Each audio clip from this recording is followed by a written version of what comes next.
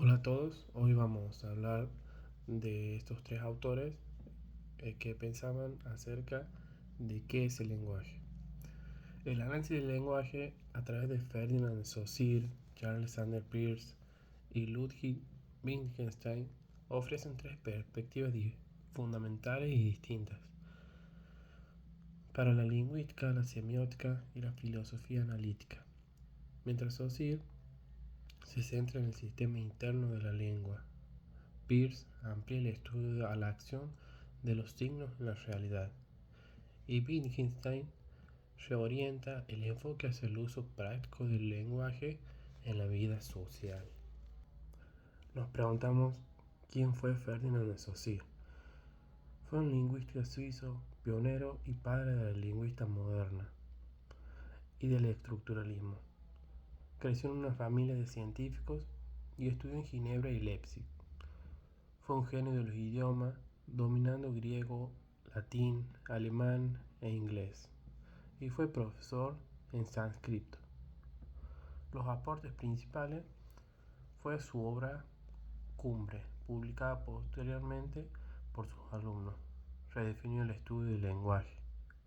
El signo lingüístico definió el signo como una opinión biplánica de concepto, significado e imagen acústica, significante. El estructuralismo introdujo conceptos claves como lengua, sistema, versus habla, uso, y el enfoque sincrónico, estudio del lenguaje en un momento dado. Fue un profesor exigente que transformó la manera de entender la lengua, convirtiéndola en un sistema estructurado. Saussure es considerado el padre de la lingüística moderna, como lo había dicho anteriormente. Su enfoque se centra en la lengua como un sistema estructurado de signos. Signo lingüístico diádico define el signo como una entidad de dos caras, una opinión psíquica entre significante, imagen acústica, una forma, y un significado, concepto mental. También tenemos la arbitrariedad. La relación entre significante y significado es convencional y arbitraria. No hay una razón natural para que la palabra perro signifique un perro. Tenemos la lengua versus el habla, se puede decir. Saussure prioriza la lengua, el sistema de reglas compartido por la comunidad, sobre el habla, la ejecución individual. El valor, el significado no es intrínseco, sino que surge de la diferencia y oposición con otros signos en el sistema. Por ejemplo, norte existe porque no es sur, este o oeste. Bueno, luego tenemos a Charles Sanders Peirce, que propone la semiótica triádica. Peirce aborda el signo desde una perspectiva filosófica y lógica mucho más amplia, conocida como semiótica. Bien, Charles Sanders Peirce nació en el año 1839, fue un filósofo lógico y científico estadounidense.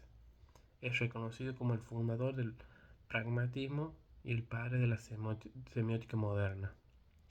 Considerado una de las mentes más brillantes y polifacéticas de Estados Unidos, cultivó la astronomía, las matemáticas y la economía. Trabajó más de 30 años en el servicio geodésico de su país. Bueno, los aportes principales fueron la semiótica. Propuso una teoría del signo basada en una tríada: representamen, objeto e interpretante, considerando que el pensamiento opera a través de signos. También el pragmatismo. Sostenía que el significado de una idea radica en consecuencias prácticas. También se puede decir que fue una personalidad compleja, a menudo incomprendido, y pasó sus últimos años con dificultades económicas, escribiendo gran parte de su obra en el retiro. Bien, Peirce propone el signo triádico.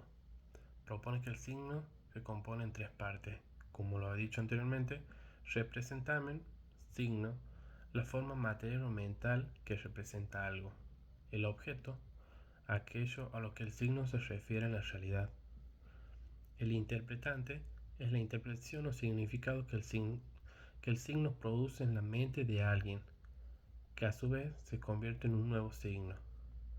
La semiosis infinita.